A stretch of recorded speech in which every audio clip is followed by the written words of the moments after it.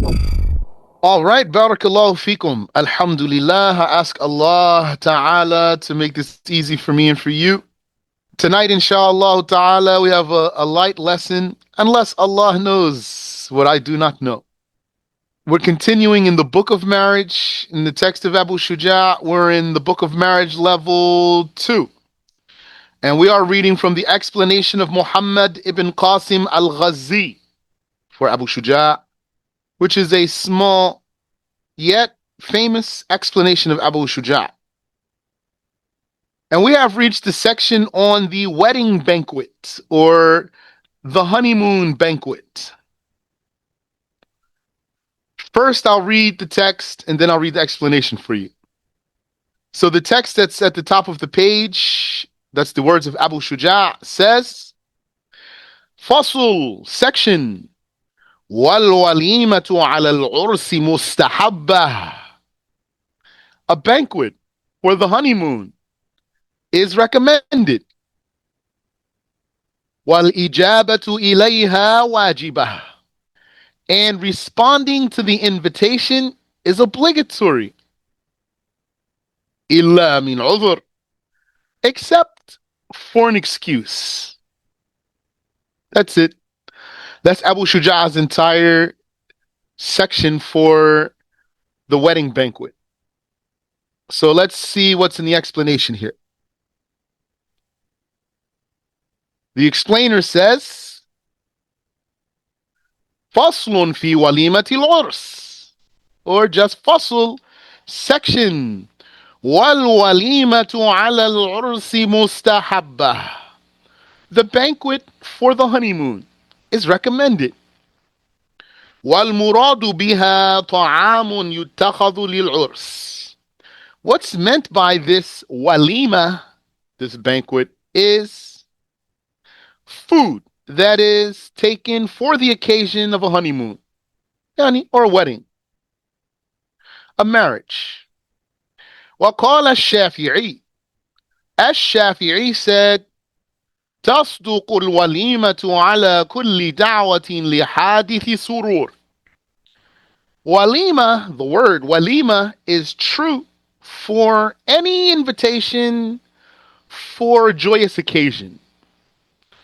So could be the birth of a child or something else. You could call any of that walima, but as they say, ala al-itlaq, when you just use it openly, then it's the wedding banquet or honeymoon banquet.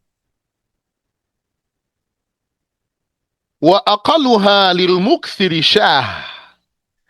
The least of this banquet for a wealthy person is a sheep or a goat. But the scholars said that the sheep meat is tastier than the goat meat, for your information. وَلِلْمُقِلِّ مَا تَيَسَّرَ. And the least that a poor person would offer is whatever is easy. وأنواعها كثيرة مذكورة في المطولات. The types of banquets are many, and they are mentioned in the longer books.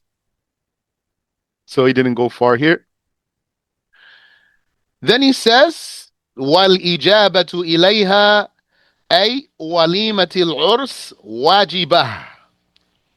And responding to the invitation, the invitation for the wedding banquet is obligatory. A fardu ayn, a personal obligation. Fil asah, according to what is soundest, according to the most accurate, it's obligatory to respond to the wedding banquet. Yani, that's what the hadiths about this prove. That the one who does not have an excuse and was invited to a wedding banquet and does not go is sinful. He has disobeyed Abu al-Qasim sallallahu alayhi wasallam.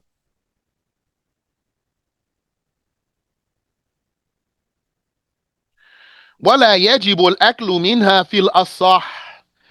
And it's not obligatory to eat there according to what's soundest, meaning you have to go, but you don't have to eat. You have to go unless you have an excuse, but you don't have to eat. But if you were fasting and you went to such a party, it's recommended to break your fast if that makes the host happy. Of course, that means you're able to break your fast. It's not an obligatory fast that you can't break. If you were able to break your fast and it makes the host happy for you to eat, then it's recommended for you to break your fast and to eat, and even to get full if it makes the host happy for you to get full.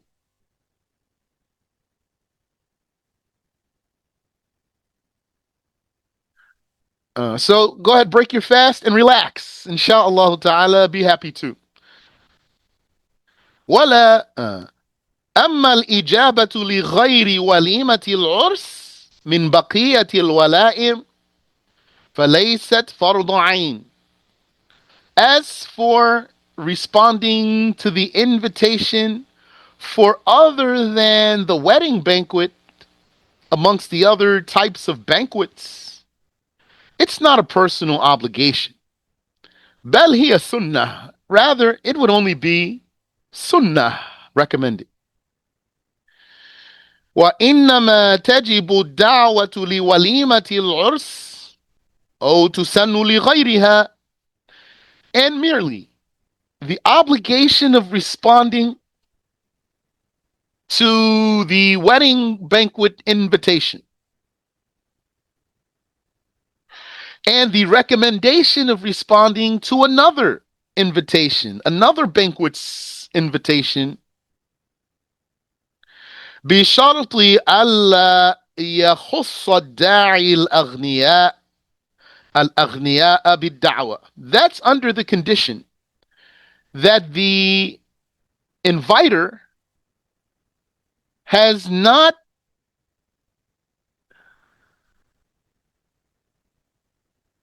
only invited wealthy people, بل يدعوهم والفقراء. Rather, he invited them and he invited the poor people too. وأن يدعوهم في اليوم الأول.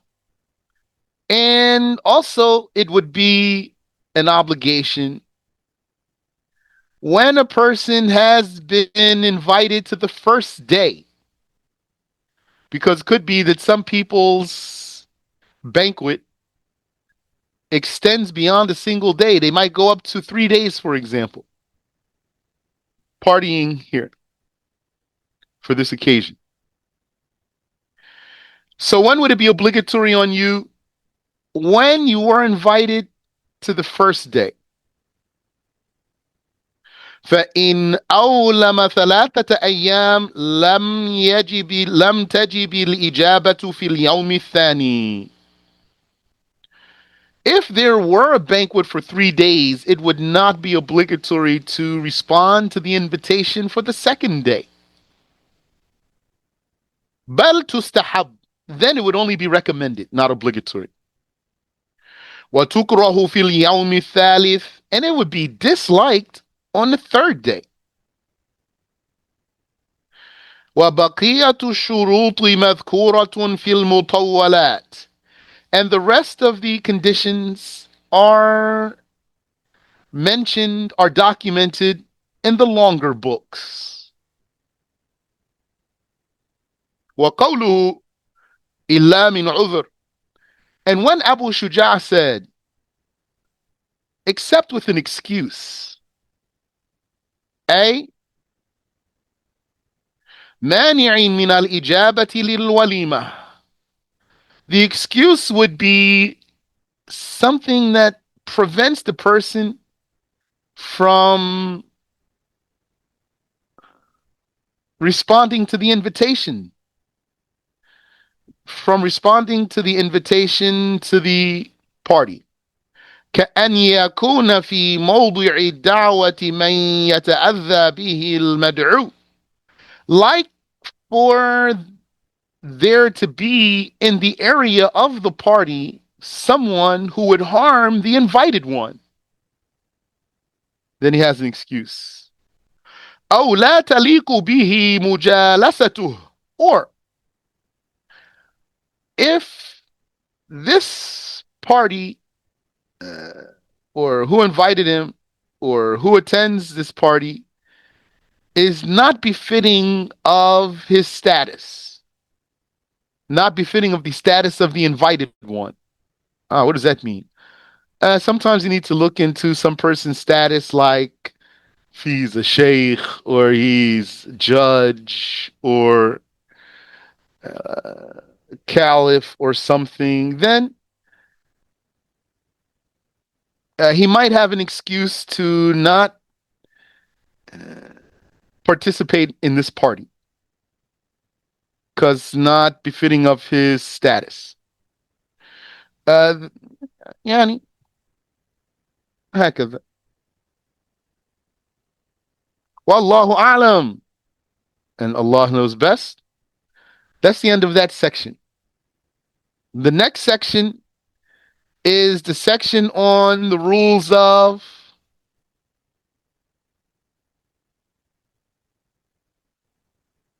having more than one wife and the rebellion of the wife's rebellion, and nushuz. We'll save that for next week, inshallah. We'll have a brief lesson for now. And if you have a question I can answer for you, I'd be glad to. There is a written question. Yes.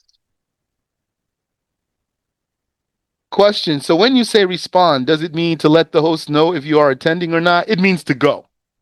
Responding to the invitation means to go to the party. If you get invited to the wedding banquet, you're obligated to go to the party unless you have an excuse.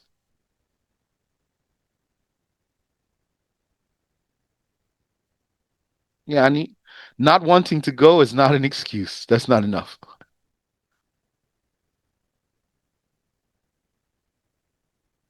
Can someone who is studying not attend? I don't know.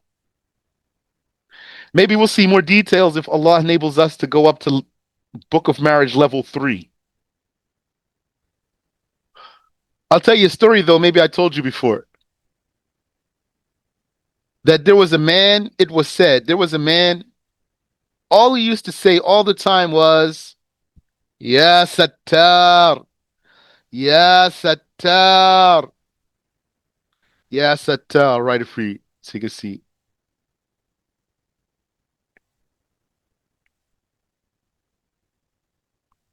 He used to say,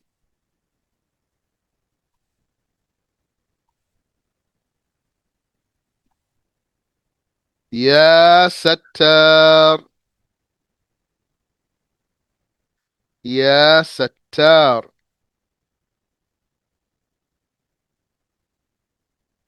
So someone asked him, why you only say this and you never say anything else? It means, Sattar means the one who covers. The coverer. So someone asked him, why you only say this? You never say anything else. He said, I used to be a person who loved to go to parties so I can eat the food there.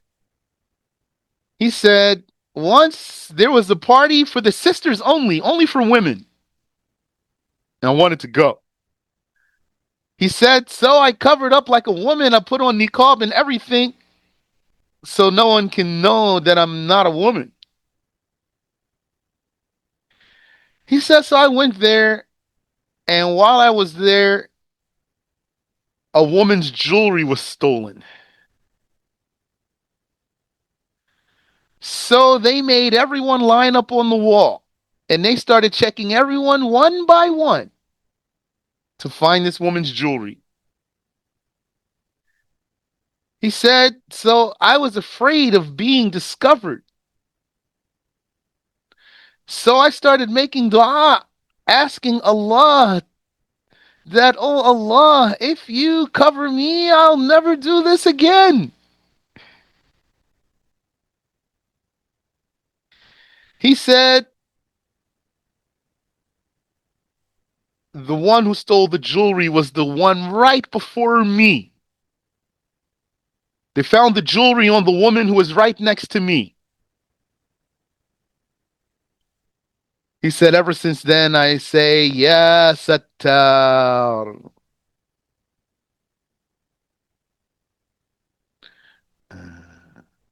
Also, I can add for you here, don't forget that it is haram to party crash. What's party crashing? That means you go to a party you were not invited to.